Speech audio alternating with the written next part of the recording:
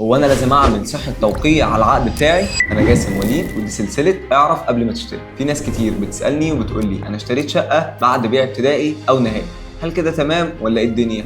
لا طبعا مش تمام. في خطوه مهمه جدا بتحميك من النصب وهي اسمها صحه التوقيع. صحه التوقيع دي هي دعوه قضائيه بترفعها على اللي باعلك عشان تثبت بس ان ده توقيع، وان هو فعلا مضى على العقد ده بكامل شروطه وبكامل بنوده، بحيث ما يقدرش يرجع في البيعه ويقول لك انا ما بعتش او انا ما مضيتش. ولكن هل هي تعتبر بمثابه نقل ملكيه؟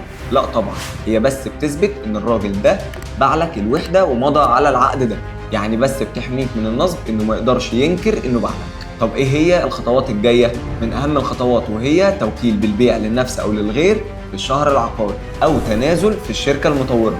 والخطوه الاخيره خالص وهي تسجيل الوحده دي في الشهر العقاري باسمك، بس دي ليها اجراءات وشروط صعبه جدا ومش كل الناس بتعملها. في النهايه لو فادتك المعلومه ما تنساش تعمل لنا لايك وفولو وسبسكرايب، وتستنى الفيديوهات الجايه من سلسله اعرف قبل ما تشتري.